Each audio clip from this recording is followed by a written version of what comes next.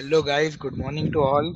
So let me start with first of all, NumPy is built on top of the C libraries, so that's why it's very memory efficient and very fast. Then we have a lot of mathematical functions, and mostly in the mathematics we have the linear algebra, and then we have it's a container between. So most of the algorithms that we are going to see right in the sklearn and all, so they all in the core use the numpy. So it's a very core thing that we have to, this is an important tool to deal with the data. Then what we saw is there are few important concepts, there are some important attributes. When we create a numpy array, each array will have some characteristics associated with it, and those characteristics we can extract through this endim. So endim basically says what is the number of the dimensions that we have. Shape says what is the shape of it, like each dimension, what is the number of elements. Size is nothing but all the multiplication of all the numbers in this shape. And then d type is nothing but the data type that it has stored currently. So these are the basic parameters that we have with the numpy object. Okay, let us move on. So we use for importing numpy as np. Np is the alias that we give, but import numpy is the library that we use. Okay, so let us move. So what we saw is basically to create the numpy array, first of all we have to create a list, and that list can be used as an argument to the npy array, np array, that our nd array object will be created. Okay, there are some multiple ways to create this nd array, but one thing just we have to remember is we have to give it a list. We can't be giving it a numbers separated by columns like this, it won't work out. We also saw that there is a type precedence with the numpy arrays. So what will happen when you give it a multiple, that the data that you give, if it is having a multiple data types, there will be a precedence allocated to the array. All the elements within the array will get converted to a single type. So there is this precedence. Okay, so it starts with the bool. If it's a mixture of bool and int, everything will be converted to int. If it's a mixture of bool and int and float, and everything will be converted to float, that way it will give the precedence. As we saw in this case, when we have a third element as the, let me just make it once, import the numpy array. Yeah, so that's what we saw when we do this. When the list contains the float and then integers, everything will be converted to float. We can convert the types to different types using a d type argument to the np array. Then we saw some example like how we can handle a complex data types within a string. So this is the type of different data types that we have that we can use as a d type. In our case, we saw how the multi-dimensional objects can be represented. We saw that we took an example of like employees is a single one dimensional data. When we have a single employees data, it's a single dimensional array. When we have a multiple employees data, it will be a 2D array. And when we have a departments and each department is having a multiple employees, then that will be a 3-dimensional data. Okay, so the dimension keeps on increasing. We can have a company, within company we could have multiple companies, within that each company there will be multiple departments, within that multiple employees, so that will become a fourth dimension. So this way it could keep on increasing, and there is no limit to the number of dimension. It just depends on the application. But as a humans, we could understand it till the third dimension, but imagining beyond the third dimension is a bit difficult thing. This one we saw, right? We saw that how the shape, dimensions, data type and size, we will define a 4-dimensional structure. Let us do that. Okay, I'll create one structure where we'll have a 4 dimensions. So let us do in this. Okay, so just define it. See, what I'm just going to do is I'm just copy pasting this whole second dimension to this thing here, and now I'll do yes. So that's how we can visualize it, Patrick. So as Patrick says, right, we can have the companies, and above that we can have the countries to add the 5th dimension. So that's how we can just understand it conceptually. Okay, so L underscore R dot shape. Shape is just says 5. Yeah, it becomes a bit complicated when we go beyond 3 to 4 dimensions. So let me just create a new example in this case. So we have this as a single dimension, okay, and this will become a two-dimensional thing now. After this two,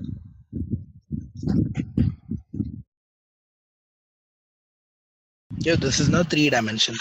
When I say, so now it's a 4 dimension. Within this, right, if you see, these are the single employees here, okay, and within that we have a department here. Again, similarly, we have single employees here, and within that we have a department.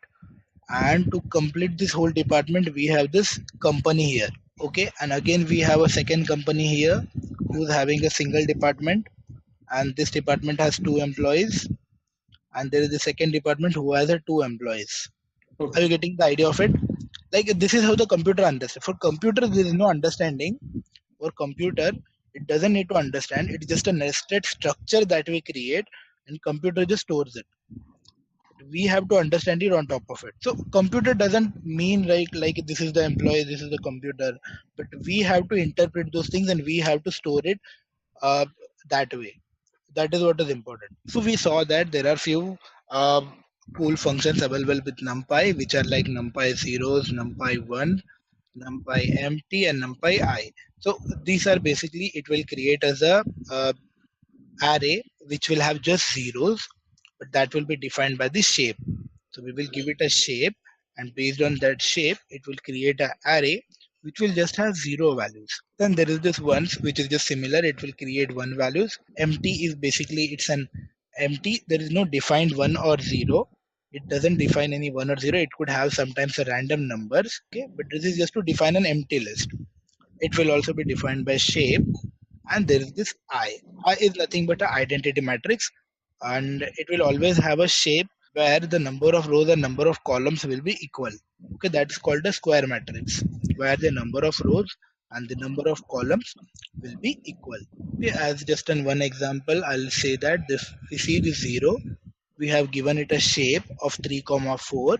Then it will create an array which is having a 3 rows and 4 columns with the values as 0. Then we saw there is this a range function and linspace function. A range is very similar to what we have in list, which is range. So basic input is the start value, the end value, number of steps. Okay, so a range is very similar. Okay, just it will be a start value and the end value, but it will always be end minus 1. The end value won't be created. So for in this example, we have 10. So it's like 0 to 10. It will start with 0, it will complete at 9, but it won't go till the 10. This is about the range. And then we had a linspace.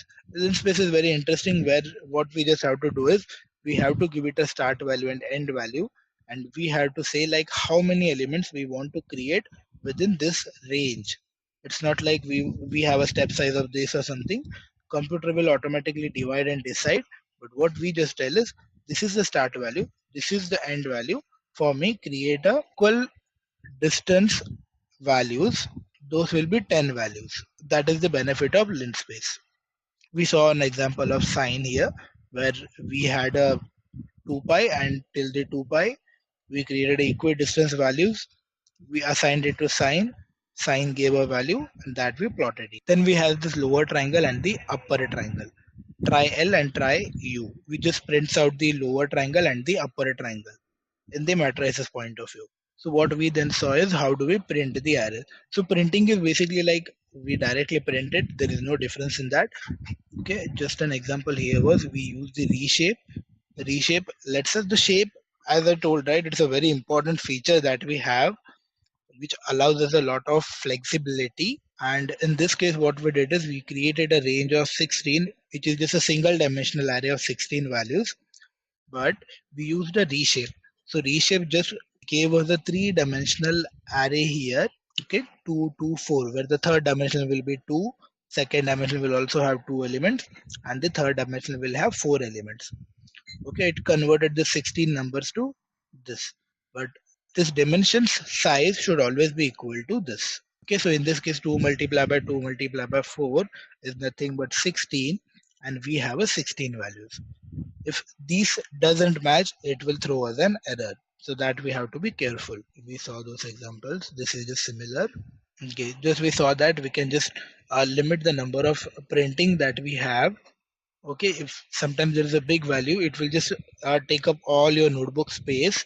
So there is this threshold, print option threshold, which will just limit what is going to be printed, how much elements to be printed on the screen, and others all will be hidden. And then we saw basically few functions that are available in numpy to generate different random numbers with different distributions.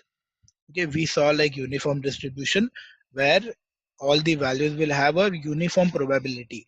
Every value will have a equal probability of being selected. Okay, and we saw this rand n, which basically creates a normal distribution random values, which will be basically this value generated to have a mean of mean of 0 and standard deviation of 1.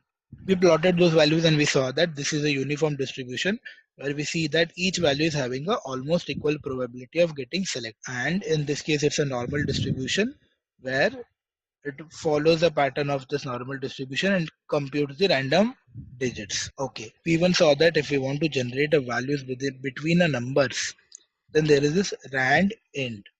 So what this does is you provided either two arguments, which is just a numbers between which you want the random number to be. In this case, it's 1 to 7. So we want numbers to be between 1 to 6. 7 will be excluded. And we say that we want to generate a 20 numbers. This is just an example of to say that we want to generate a 20 samples of a dice. Okay, so dice is having a 6 values. So we say how can we generate a simulated version of the dices. So let us move on to the more, and we can also give the shape here. Okay, with the shape also it will create a value similar to this. So there are two ways: you give it a shape, or you create it in this way and do the reshape. Okay, then we saw basically the arithmetic operations. With arithmetic, all operations are there: plus, minus, division, multiplication. But the thing will be element wise arithmetic operations. Okay, that we have to remember. So element wise basically means from the two matrices, each one corresponding to the similar location, the same element. So in this case, 20 will be added with 1, 30 will be added with 2, 40 will be added with 3. So what is happening is each element from the two arrays within the same positions are getting added. So the shape should be same. That is one condition that we have to maintain. If the shape is not same, it won't work out. So basically we saw that these are the operations, and after that, so there are a few more operations such as this exponents. Okay, but there are also scalar operations. So there are two options. One, we need to have a shape, its shape should be similar, and the two, we can do it with the scalar operations. Scalar basically means we just have a single value. We want to do that single value. We want to use that single value to change all the elements within the array. So such as we can add 2 to each element, we can subtract 2 from each element. Those are the things that we can do with the scalar values. And there are this Boolean operations. So with Boolean, what we are doing is we say a is less than 35. What it will give is for each element, it will check for this Boolean operations whether that number is less than 35. So wherever that number is less than 35, it will return true, and for all others, it will return false. Let me move on with the matrix operations. With matrix, what we saw is again it's just similar, but we just have to maintain that the shape should be similar. Otherwise, it will give us a problem. We just saw that there is just a confusion within the people that there is this matrix multiplication, that is linear algebraic dot product, which is basically what we saw like how it works. So for that we have to use this a dot b, and for the element wise multiplication, which is similar to cross product, we have to use the multiplication. Okay, those are the two differences. So this is the dot product, and that is the normal multiplication element wise. So there's this two way how we can represent this dot product. That is the array dot the second array, or we could use a different notation which says np dot dot first array and the second array. Okay, those are the two different notations that we have. We also saw that for the dot, there are some conditions such as the last dimension and the first dimension from the second array should match. Okay, if not, it will give us an error. So that's all we saw regarding this. Then we saw that there are a lot of universal functions available within NumPy, such as sum, minimum, maximum, mean, standard deviation, cumulative sum, and the correlations. All kind of things are available. Okay, so those we can use. So the list of them are all here. Just a thing that I wanted to again show here is the access part. The access is basically very important when we're doing the operations. We have to understand like what is the access we want to operate on. Okay, when we have this A and when I say 0, it will go in this flow. Okay, it will go in this up to down flow and take the operations on each element.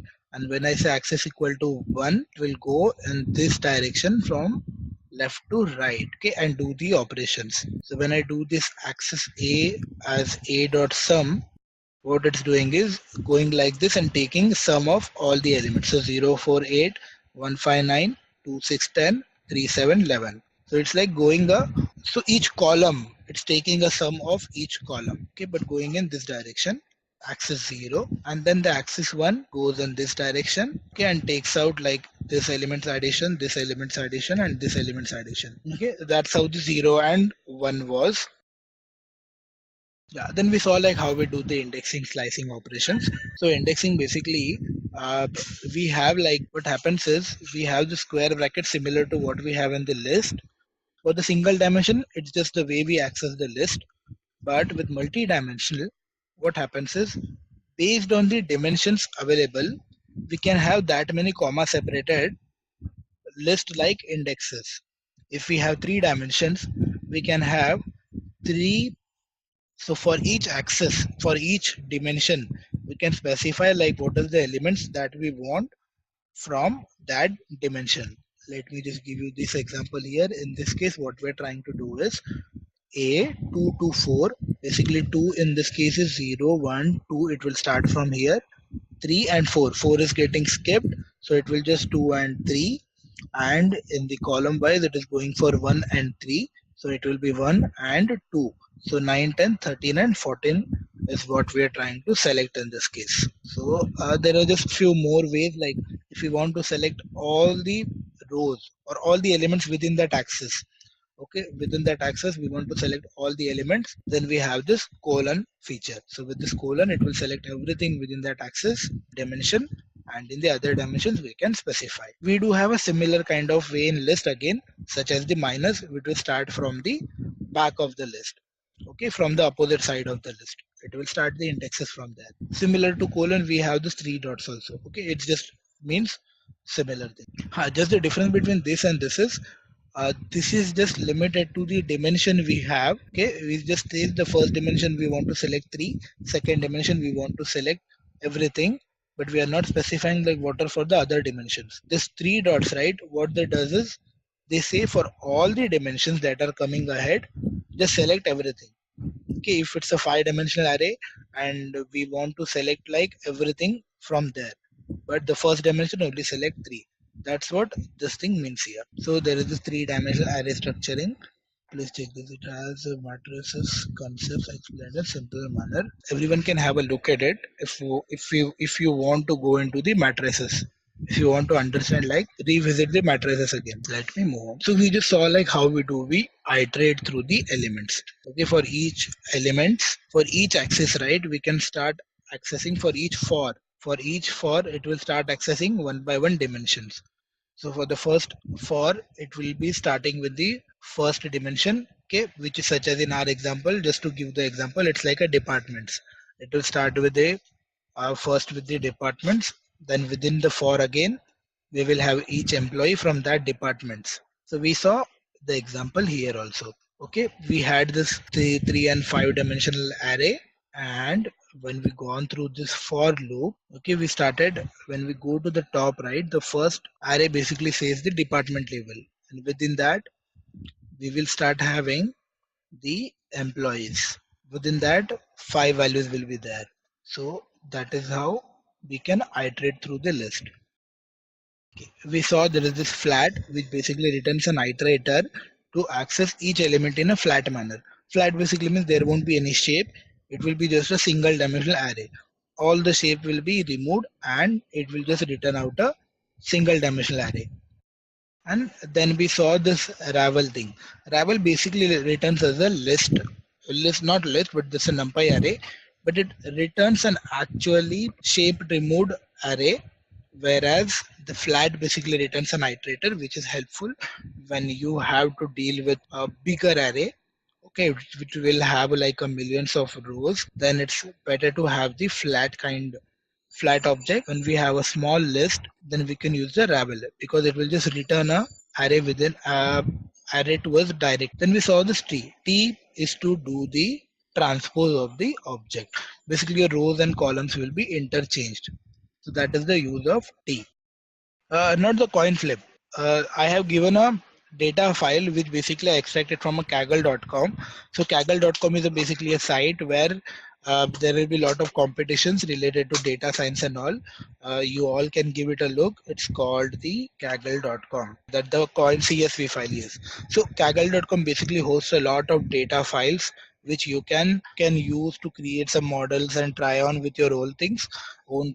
So I extracted basically a coins data, which was a very bigger file, but I just made it a smaller file, and we are going to use that file in our example here. So let me first load that file. Let us have a look at the file again. Okay, this is the file structure. So what we have in this file is we have the currency data. There are like different currencies: Arch coin, ADX net coin, EF coin, OX coin, and there are 28 days. And for each day we have open, high, low, close data.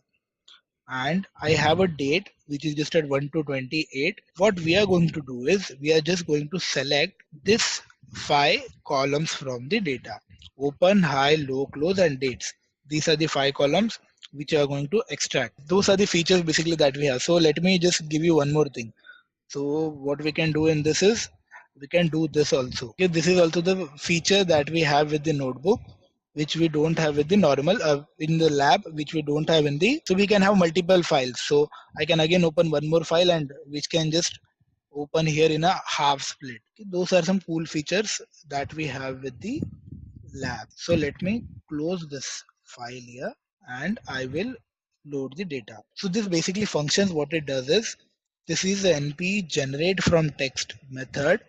It takes the name of the file and it asks for the delimiter. Delimiter is basically comma, as we are having a comma separated file which is CSV, and we say use columns. So columns are basically from 2 to 7. As I said, we are skipping the 2 columns and we have the remaining 5 columns. Then we have a skip header equal to true. As the header contains the header related data, we just don't want that. So it will just skip it and start with the data. So let me run this thing and let us print the data. So what we see basically is the whole data is here, but you just have to see that this 28, right? This is related to first coin. This 28 again is related to the second coin. This 28 is related to third coin, and this 28 is again related to the fourth coin. That is how the data we have. Let's move on. So this is just now, right now, let me just print the details for each like shape coins data dot shape. Then we have the shape and dims. Okay, so the basically shape here is we have 112 rows and 5 columns, and the dimension is right now it's just 2 dimension. And as I told you, right, within the file we have this coins related data is tagged at row level. Okay, so this data here is basically what we want to extract. Okay, so how do we do that? Coins data 1 to 2, but how do you say 1 to 2? Because if you see, right, the dimensions is 112 comma 5. If you see this 112 is nothing but 28 multiplied by 4. Let me tell you, this second coin is stacked over the rows. We have to extract this rows. Columns, we want all the columns. Okay, we just want to extract this rows. So how do you come to that, guys? So just 2 comma 2 will be a column you are selecting, not 28 28 Nantu. So as Patrick gave, right, so it will start with the 29 and 57. But just to be clear here, we won't start with the 29 because our indexes start from the 0. So we have to go from 28 to 556. You all getting me right? Yes. So that's how we have to select in this case. So it will start with 28 and it will go till the 26. 1 to 28 rows. Now let's move on. So the second question says we want to select the, so that say all columns within those rows because columns is empty. Yes, columns is empty. If we say the colon thing, right? So everything will be selected. So let us now do this thing. Select third cryptocurrency and top 10 rows and open close prices only. Let me open the file. Now rather than file, I'll just show you this thing above here. So what we say is we want to select the third cryptocurrency data now. You all must be good with that now. And we just want to select open and close. Okay, we just want to select the columns open and close. You getting me? This is first column. This is 0, 1, 2, 3. We want to select 0 and 3 columns. So we want to select the third cryptocurrency and the top 10 rows. So we want the third cryptocurrency. So first of all, so guys, so we have the 10 rows now. I had a mistake there. Now to just select 0 and third column. Yes, how do we do that? So do we do 0 to 3? Only 3, but we just want 0 and 3. So how do we do that? Yeah. So I have not told that. So let me tell you. Okay. You got it. So what we are doing is basically a list. So what we give inside this is inside this range is nothing but a list. What this 56 to 66 returns is nothing but a list. So again we are also giving a 0, 3 as a list. Okay, so we got the 0 and the third columns in this case. Now what I want to do is, so I want to create a 3-dimensional matrix now.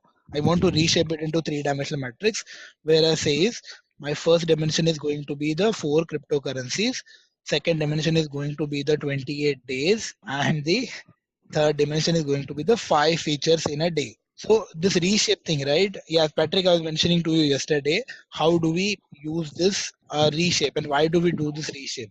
So in this case, we had a whole rows, right? Single 115, I guess 115. Yeah, 112 amount of rows in a single list, but we want to split it now. We want to split it into dimensions and we say points data dot reshape. So basically we are trying to reshape it.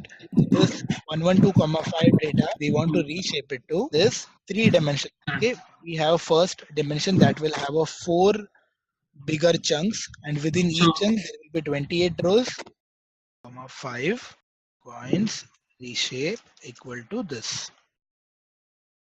See, right, what has happened is, so now each cryptocurrency 0 to 1 to 28, 1 to 28 has all got chunked into 1 dimensions now. This is how the reshape is useful for us. Okay, yeah, and then what it will do is it will start with the bigger data, the whole 115 data. It will first split it into 4 structures. On the basis of it? On the basis of this whole structure here. Okay, this whole rows, right? This all the rows will get split into 4 divisions. It will divide 112 by 4 and we create those chunks first of all. Okay, it will divide them into equal 4. Okay. Then after that it will go into 28. So everyone will have 28. And then within 28 it will create 5. So first thing what will happen, right? It will just flat it. It will just flat it completely. Okay. For example, take 115 multiplied by 5. So it will have a flat data. 115 data points in there. 112 multiplied by 5. That's those whole flattened data will be there, and with that flattened data what it will do is it will first take out the 4 divisions. After that 4 divisions it will try to make a 28 divisions, and within the 28 divisions again it will make a 5 divisions. No, divisions, there are many combination permutations are there to divide. Of course we can take it, right? I can say how here exactly how exactly it is giving how we want output. So in this case the problem statement is important. What happened is what we defined, we want our 4 cryptocurrencies to be separate, say 28 days. We know the structure of the data, right? As we know the structure of the data, based on that we are trying to create these divisions. We are not creating these divisions randomly. You got it, right? Those are not random. We know we have a 4 cryptocurrencies data, and we have 28 days, and we have 5 features. Let us Based on try that, like this, no? Then let us try like this, no? Only reshape, only 4, no yeah, 28 only people. 4. Okay, okay. So let us make that thing also. I'll keep it separate. So let me say -1. So -1 basically means anything beyond that 4 divisions. So just create me a 4 divisions. You decide all other things. That's how that means. And in this case, right, the structure is just 4 dot shape says 4 comma 140, right? But for you it will be very difficult. So we will see like why we did this division. We will come to that also, how this splitting of the reshaping of the data will really help us. It looks like data manipulation is quite easy with Python. Yes, yes. So now what we can do is we can take out each data, like what we had to do earlier. Because What we had to do was we had if I want to cross tabulate the data from data frame, I need to yeah, give more number of commands in R. But here it right. looks like very simple. Yeah, it's simple. So see what we basically did in the start. So what I told you all to do was in the start we had to decide these numbers like 56 to 66. We had to calculate these numbers. Now that has been removed. Okay, now what we do is see the beauty of it. Now what we can just do is coins reshape. We just say 0. We got the first coin. Getting me? We Yes. got the first coin. And after that, if I say 1, we got the second coin. And now, if I want to select the third coin and the top 10 rows, right? And now, if I just want to select the first and the third row, we got it, right? It is just it's not in a structure, but if you see, this is the top 10 rows, and these are the top 10 rows for open and close. We will go step by step. So, the next question basically says, let's add first coin and third coin into a new array, but we want to keep the last column same. How do we do that? Keep this last column. Don't want to change this thing, but we want the addition of first and third column, these 4 rows. How do we do that? Let's do this and move to the new class. Right, so let me first take the coin first.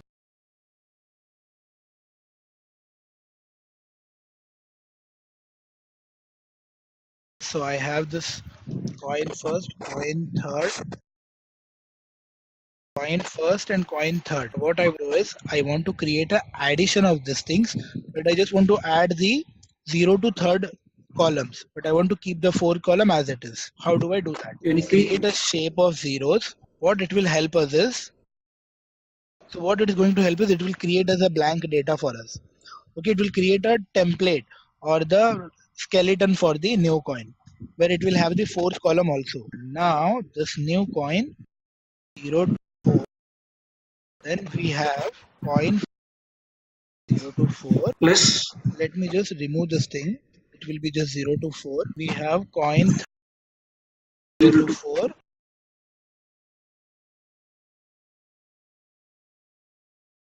So now if you see this, right, new coin, what we are seeing is the addition got it here.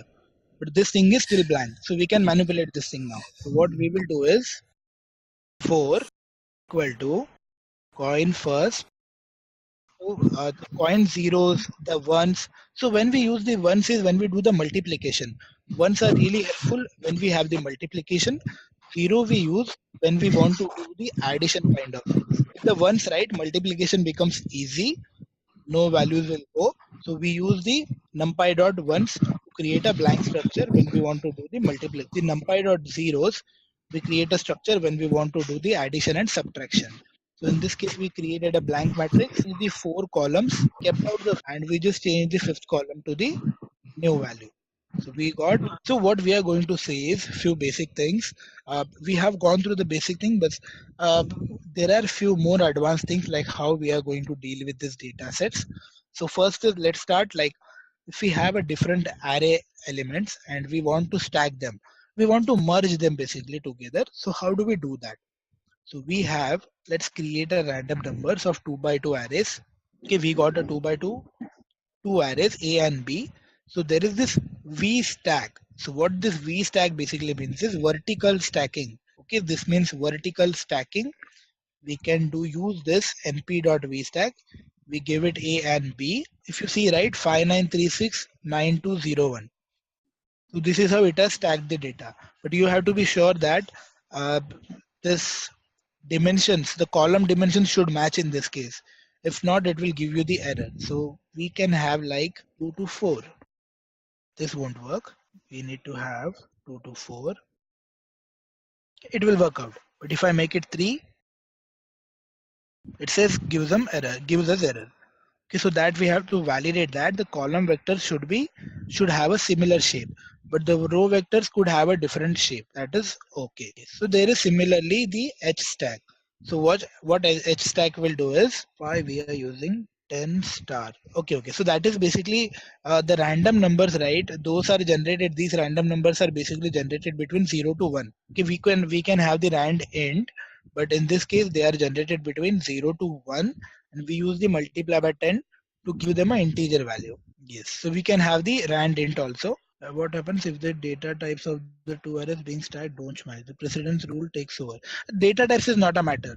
Data types won't affect in this case. Yeah, but the precedence will take over and it can merge the things. In this case, we did the V stack. In this case, we did the H stack. Okay, so H stack will also similarly work, but in this case, we have to validate that the rows will be of the same shape.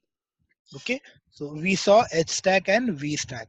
Now let's move on to, there is this concatenate. Okay, this is more advanced thing. So what concatenate is doing is it will basically try to concatenate it based on the axis. What it does is it based on the axis. So we know, right? So zero axis means it will do the row wise. Okay, when we do it by 1, let me run it here. And in this class, we have more examples for the axis for the same coin data. So we could have the 0, which is a row structure, and the 1 where is the column structure. So there is this column stack.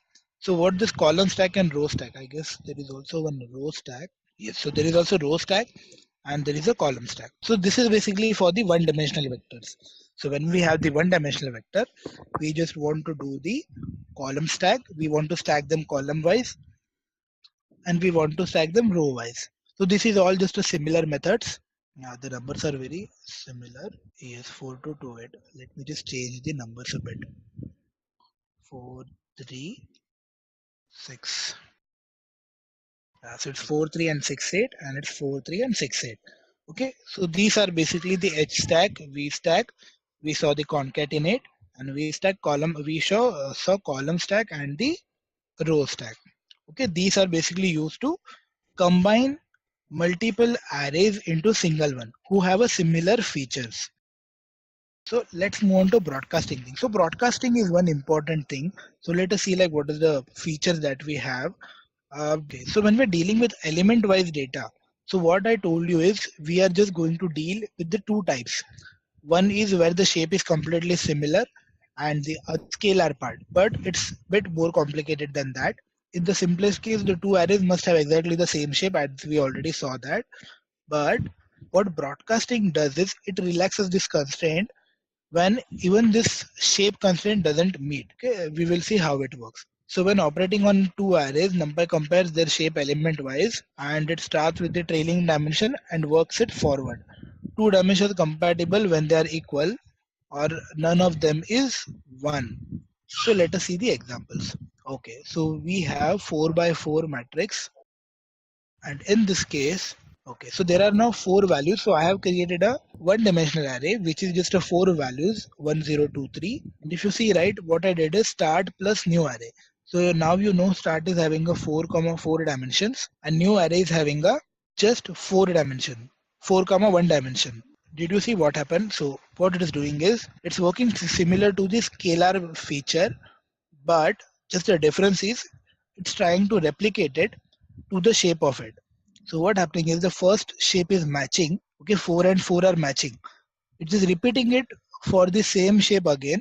It is doing 4 multiply by this 4, the other part, and repeating it all the time and adding it. So what we did is, what we earlier told is there are only two ways to add the elements. When we have the shape completely equal, and the other is we can use the scalar values. But Python broadcasting just relaxes this feature. What it automatically does is, if we have one array which has the first shape matching, in this case 4 and 4 is matching, and the other is not matching, numpy will automatically replicate this to this many times. For the 4 times, and it will add it up. Okay, it is going to replicate this thing and adding it here. So now let me make a 3 comma. So what I'm gonna do is we will try to add this thing. But if you see now, operands could not be broadcasted together with shape. So in this case, we try to have a 3. Okay, so what happened with 3 is not matching with the shape. So it says we cannot replicate this thing. Even if we replicate, it still won't match with the 4. Okay, so this thing replicating doesn't matter. But this is not same, so it won't work out. Okay, let's see a few more examples. So this is basically the same. Now what we will do is we will try to transpose it. Okay, transposing basically creates a column wise vector. We had a row wise vector, but now let's create a column wise vector which will have 4 comma 1. But this column wise now what's it doing is it's now adding it in this way. Okay, it is basically trying to relax it. And what we can do with our coins example, for example, if we want to, for all the columns, if we want to make some changes, let me mute everyone. What we have is then we did the transpose.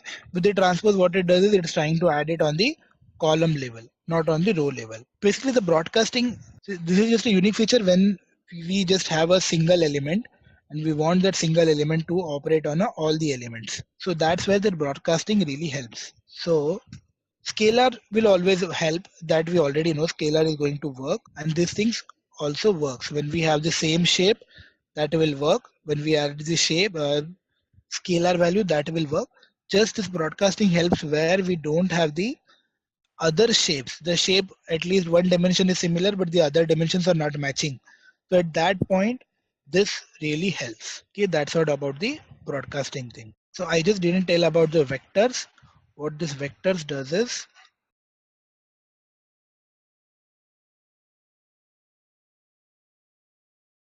yeah, so what vectors really does is it's nothing but a, so what we did in the second case is just we just converted this, we just transposed this matrix. So when we want to, so now it's operating on a row level. But when we want to make it operate on a column level, right? So we just can transpose this data, what we tried here. We did transpose this data here in this case, and we did add it. Okay, so in this case, what's happening is it's now working on a column level data. It's replicating this way. Okay, those are the two things. So vectors are nothing but what we have is vectors are nothing but a single dimensional data. It's mostly in a transpose shape. Okay, it's a single dimensional data in a transpose shape. So in this case, this is the vector. What we did is we just said that everything has a column. There is this one thing, np.new axis. What it does is it will just create a blank axis where there is nothing. Okay, but this is just similar to b dot transpose. Okay, so that's a vectors. Vectors are nothing but a single dimensional arrays. Let's move on. So we saw how we can merge the data, but there is also a way to split the data. So in this case, we have a H split and V split. Okay, so let us see. It's just similar to what we have in the H split and V split, but just the differences are we are trying to split this data into 3 parts. Okay, what's happening is it's creating a 3 arrays here. So this is the first part. So what's happening is we have 12 columns. So what it's doing is it's converting into 3 columns. Sorry, it's converting into four columns. So there is this first 4 columns. 52115 is again the second column, and 1770 is again the third column. So this is basically horizontal splitting. It is splitting into equal parts. So let us also see what will happen when we don't have the equality.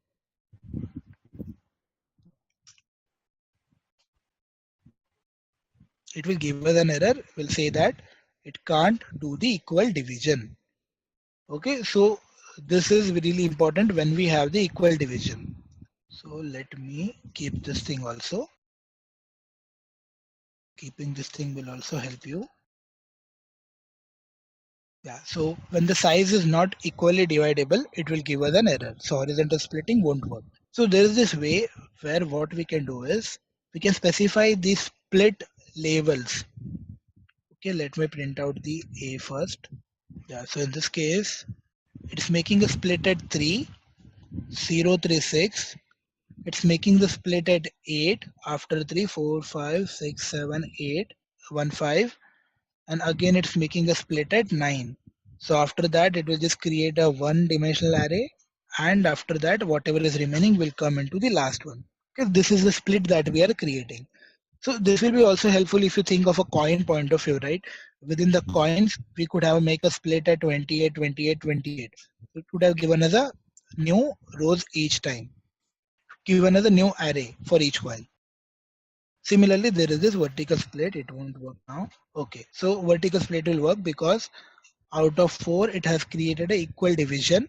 Similarly, we can also say 1, 3, the splits. Yeah, so this is how H split and V split really works. Now let's see about the copy part. So how does the copies really works? So as Patrick was mentioning, right? So what happens when I'm doing the equal operations, when I'm trying to assign the object to the new one? So when I'm doing a creating an array here, a is equal to np.arange 12, and I say b is equal to a. So what I'm doing is I'm assigning a value of a to b. Okay. If I say B is A, so what this B is A basically means is, are these objects similar or not? So when I say B is A, it says yes. So they are both pointing to the same copy. Okay, they are both pointing to the same instance. Now let me say B dot shape 3 comma 4. So this is just similar to what we have a reshape. Okay, what we have as a reshape. So B dot shape 3 comma 4 will also work in a way reshape works. So for the A, if we see, it didn't had any shape till now. It is just a one-dimensional array. Now I'm trying to change the shape of B. Okay, now B's shape is changed. If I check the shape of A, it is also 3 comma 4. So you guys see, right, what's happening is when we do the B equal to A, we're assigning the value of A to B. It's keeping the same copy. It's not making the new copy. It's just pointing to the same instance. Just a variable name is different, but both are pointing to the same copy. Whatever changes you make in one will be affected in the second. Okay, that's how by default it works. Okay, and when we make the changes to A00 to 10, the changes will happen in B also. Okay, that's how this copy is. It's not creating a copy. It's just working on a same instance. So now there is also concept of view or shallow copy. Okay, what this does is it will create a new array name and will just keep a separate thing for metadata. What I mean by metadata really is, let us see it. So what I'm doing, C is equal to a dot view. Okay, we are creating a view here. What this view does is, so let's see. So what I'm doing is C is A. What I'm first checking if C is a or not. So in this case it says false. It says not C is not A. But C dot base is A. It says true. What it's doing is C is creating a copy, but it's not a completely new copy. It's just creating a new variable, new structure to it. It's still pointing to the same data, but just a different structure. We will see what I mean by that. So when I'm trying to shape or changing the shape of C dot shape 2 comma 6, but shape of A is still 3 comma 4. I've changed the shape of C, but the shape of A is still same. What's happening, I mean by metadata is both are storing the data in their own way. They are just storing the structure, not the actual data. Actual data resides, but the structure, they're keeping their both keeping them as a separate. So when I'm changing the shape, it is 2 comma 6, but for the A it is still 3 comma 4. When I'm changing the value of C 11200, C has changed. Okay, let me make these few changes here and let us print A. Okay, so what has happened in this case, if you see, data has been changed. The 100 value which we changed in C got changed here. The value 10 which we had in this case got changed here. Okay, but the shape is still very different for the both, but the copy is still same. If you got the differences between the view, the shallow copy, and how does the real copy works, means when we do the assignment, we have to be very careful with the assignments. You do the assignment, you make the changes, your original copy will get changed. So those are the things that we have to be very careful, and this thing you have to remember. Otherwise, when you make an assignment and make the changes, all will blow out and your original value will get changed. Same cases with the view or shallow copy. And when we want to create a complete different memory representation, then we use the a dot copy. So this will create a completely new memory to it. The changes to the one will not get impacted to the other. So that is just a dot copy. Okay, making a changes to d doesn't change into a. So I'll just repeat it again, guys. So there is just this three ways. What's happening in the first is when we make assignments from one array to the other, we give it a new variable name. What will happen is it will be a same memory structure. Both are pointing to, both are similar object. Just they have a different name, but are completely pointing to the same instance. Whatever changes you make, the shape, the variable values, everything will get changed into the original variable. Then we have the viv or shallow copy. We call it by a.view, the variable.view method. What it will do is it will create a new variable with its own structure. That variable can store the data in its own format, but the data it's pointing to is still the same. The elements which it's pointing to in the memory are still the same, but it can change the structure of the data, the representation structure, such as we can change the shape here. Okay, but the original shape in the A is still same, but for the C only the shape got changed. Whatever values we change in the C and A will get impacted into both, because the values they are pointing to are still same. This is just to see that both the values are completely same. Okay, and we just use the copy to create a new copy when we don't want anything to get impacted. Both will have their own separate memories. Just to be careful with when you are dealing with a large data files, because it will create a two memory points to the same data. Okay, so let's move on to the advanced indexing. So few things that we have to deal with advanced indexing is what's happening. We just what is the practical use of copy if only a deep copy is truly making a copy? Okay, with the advanced indexing, what we are going to do is, let me run this thing. So I created a A. In this case, we see we have generated some square root numbers here, square numbers here. Okay, for each index, and there is this interesting index structure. What we did is we created an array which is having the index numbers that we want to extract. Okay, this is a array which is just storing the indexes, not the actual values. This is storing the indexes that we can put here AI, and it will just extract those values. They can also be repeated. In this case, one is repeated two times. It gave the one two times here. 3, the index is 9 as it is square. 8 it is 64, 5 it is 25. Okay, we can use the indexing in this way. There is just one more format where we can use the multi-dimensional indexing. Okay, what is happening is it will output the array into a similar dimensions as the indexes. So these are indexes that we have to remember. So this is the third, fourth, ninth, and seventh. Yeah, so if you see, for 3 it is 9, 4 it is 16, 9 it is 81, 7 it is 49. But just see that the earlier is it's a flat version, and when we use the multi-dimensional index format, it gave us a multi-dimensional output. So that's why it is called advanced indexing. You can use this advanced indexing structures to extract your data in a way you want. Okay, there is this one more example. In this case, what's happening is, so we have created a palette. So this is just a image representation format. Okay, this is like three triplets of colors, red, green, and blue. So we have an array of this. Okay, each one is containing 3 elements, and this is a two-dimensional array. So what we are doing is, let me run this part. So see, when we are trying to access the 0, this is first of all a two-dimensional matrix again as the output. In this case, it will extract the 0th row, this whole thing, the first index, this whole thing, the second index, this thing.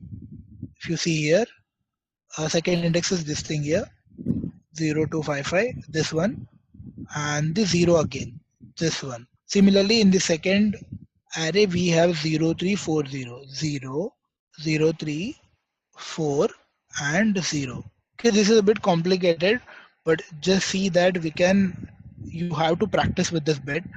I know, just try to understand. You can run these things on your own again to see like what is really happening. Okay, but we can try to make few more changes. Like I can again say I want one here, two here. It will just try to append that thing here. It will one will be appended, the first one, and in this case it is second one. So that's a multi-dimensional indexing. So that's not multi-dimensional indexing. That is just creating a multi-dimensional index output. So when we have a multi-dimensional data, this we were dealing with the one-dimensional data. Now, when we have a multi-dimensional data, if you see, I have created a I structure here and I have created a J structure here. Both are nothing but 2 by 2 matrices. What's happening is, A I am giving I comma J. So what this will do, in the first output it will try to capture 0 comma 2. 0 comma 2 is basically this element here. Okay, 0th row and second column. For the second element it is 1 comma 1. So 1 comma 1 is this thing 5. So from the column rows it is 1, from the columns it is 1, and it will access the 5 element. For the 1 comma 3, so 1 comma 3 will be 1 this row, 3 will be this row, it is 7 if you see here the output, and 2 comma 3, 2 comma 3 is 2 here and 3 here, so this is going to be 11. Okay, so this is right, this is a multi-dimensional indexing structure that we are using. So rather than giving it here like which are the sections that we want, we are creating a complicated structure of indexes that we can use to access our data. So what we did is we gave it directly I comma j. So in this case, it's not like a single dimension or the first we have to give the first dimension, we have to give the second dimension, comma third dimension. In this case, it is not the case. Yeah, it is the case. What's happening is this is the first dimension. This is the second dimension data. That's how we are dealing here. But we can't combine it. Okay, we can combine it and create a new array and give it. It won't work out. This has to be like the dimensions. The I is basically pointing to the first dimension indexes. The J is basically pointing to the second dimension. I can make it a bit easier if you want to understand. Like what will happen is I just want to capture like 0, 0, comma 1. Let me take it 0, comma 2. Okay, the way we take it, not this thing, this is basically this thing. This is just similar to what we have here. Like we are trying to take 0 to 2 and then we can say again 1 to 3. So first we are trying to access from the axis 0 and then we are trying to access from the axis 1. Similarly, this will also work out like this indexes are from the axis 0 and these indexes are from the axis 1. So we can make the changes also in this case. Similarly, we can change the elements through this indexes. So if you see, we created a range first where we have the 0, 1, 2, 3, 4 and then we use this indexes 1, 3 and 4. Okay, so 1, 3 and 4 is basically 1, 3 and 4. We assigned a 0 value. We can change those using this indexes. I guess I've not shown you in Python, right? Have you seen this? Means I'm not sure I've told yet, but print, we can assign elements to the variables by comma separated. So such as what I'm doing in this case is a comma b comma c equal to 10 comma 12 comma 13. So this thing is respectively being assigned to each variable. So 10, 12, 23. So guys, similarly what we can do in this case is, so we took this index as 0, 0, 2 and what we are trying to do is give it a new array that will be assigned to 0th index, 0th index and second. So if you see, we have taken 0, 0, 2 times. So what will happen in this case is, it will first assign 1, then it will assign 2. Okay.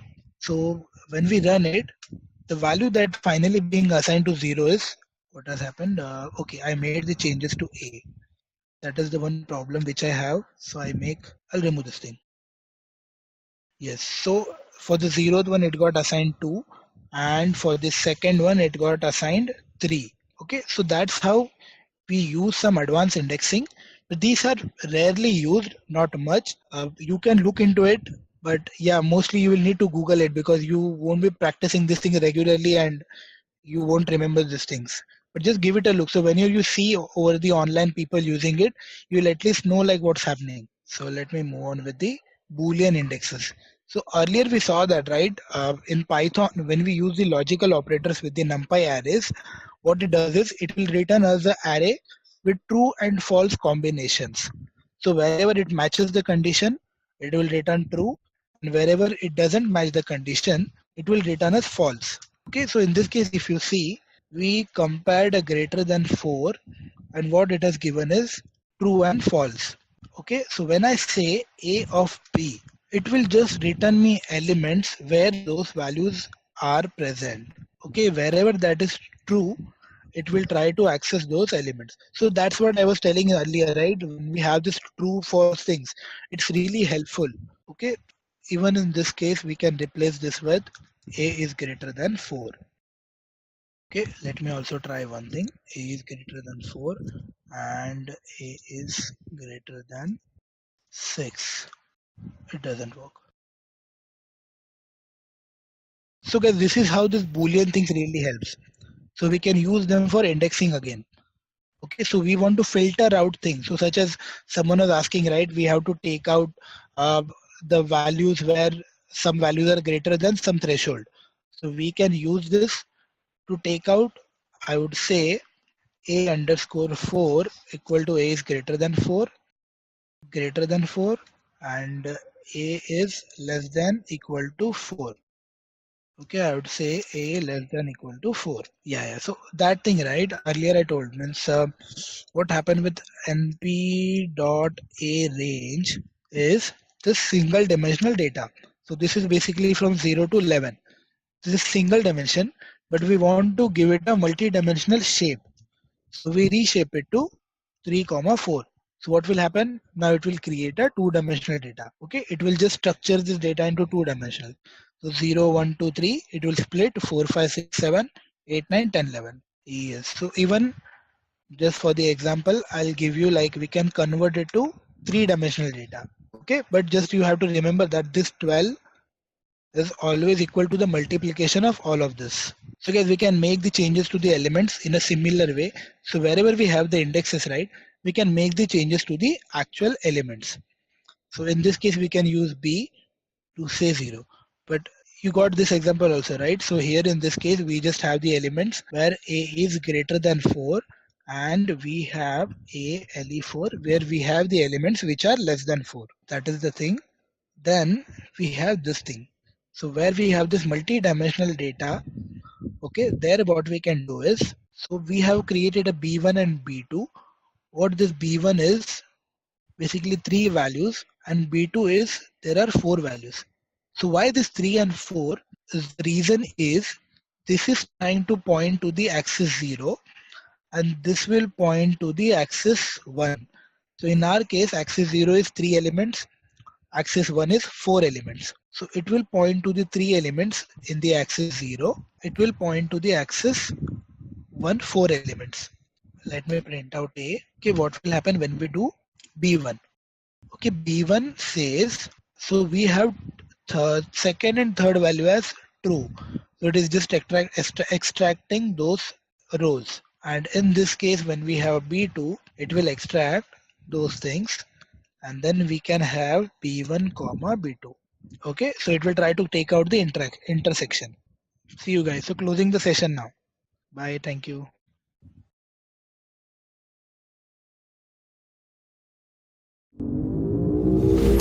A cat killed. Average is dead.